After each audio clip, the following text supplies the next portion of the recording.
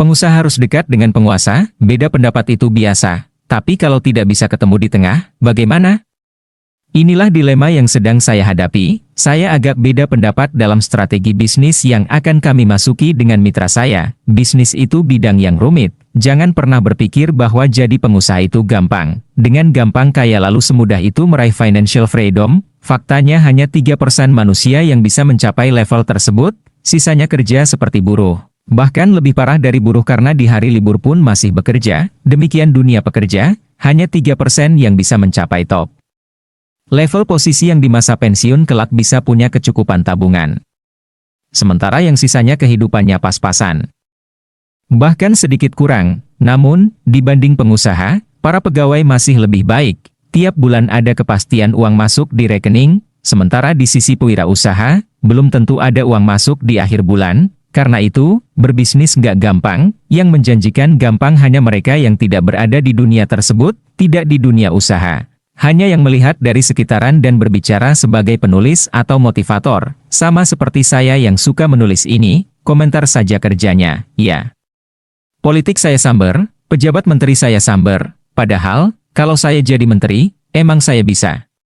Belum tentu mampu dan belum tentu nggak korupsi. Hahaha, jadi jauh-jauh hari saya putuskan saya ini pebisnis. Titik, tidak berpolitik, tidak cari kekuasaan, tapi punya teman di politik dan punya teman di penguasa. Itu wajib, super wajib, bahkan dari sekarang sudah pasang bidding. Siapa main 2019, 2024, 2029, nah loh, sontoloyo nggak tuh, seperti di 2014 kemarin. 5 menteri saat ini adalah orang yang saya kenal dengan baik. Tahun ini, kabinet 2019, kalau bisa separuh kabinet teman saya, hal itu akan memudahkan banyak hal. Walau saya tidak akan memakai kekuatan politiknya, tetapi memotong birokrasi yang panjang di sebuah departemen akan mempercepat bisnis berjalan. Sahabat masih ingatkan, betapa saya pernah bicara tentang bisnis saya di Pasuruan, sudah 4 tahun izin belum saya selesaikan, memang panjang, ada 70 perizinan dari 6 departemen termasuk izin daerah. Belum lagi investasi awal atau praoperasinya, jadi ya, belum jalan-jalan sampai satu sahabat jadi menteri, baru deh payung izin dibungkus dengan izin. Prinsip selesai, selanjutnya bisnis bisa jalan, dengan izin-izin lain diproses bersamaan, di Indonesia itu urus izin bisa 1 tahun, dan jangan tanya duitnya, misalnya AMDAL, analis dampak lingkungan.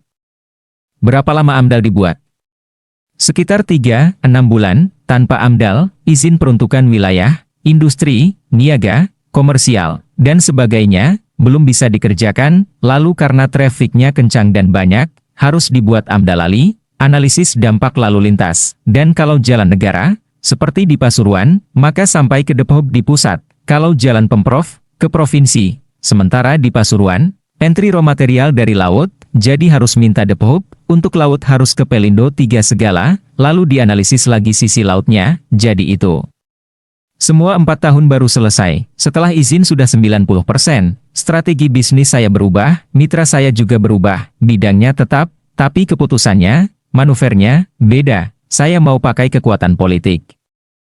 Dia mau masuk dengan mitra kuat asing. Saya tidak setuju karena asing minta mayoritas, sementara bisnis ini di Indonesia belum ada pemain, karena itu saya minta perlindungan pemerintah. Yang jadi masalah, pemerintahnya nggak ngerti banget bidangnya, saya minta audiensi ke presiden kalau begitu. Yang jadi masalah oleh mitra saya adalah, siapa yang mau bawa ke presiden, pasti minta jatah. Saya tidak keberatan, mitra saya nggak mau hal itu karena tidak akan langgeng, dengan asing, langgeng.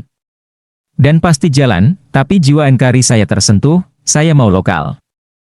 Sisi saya besar risiko bisnis tapi aman tidak diganggu power. Sisi pendapat mitra saya, aman secara finansial dan bisnis as usual, tapi rentan goyangan kekuasaan, jadi keputusnya gimana?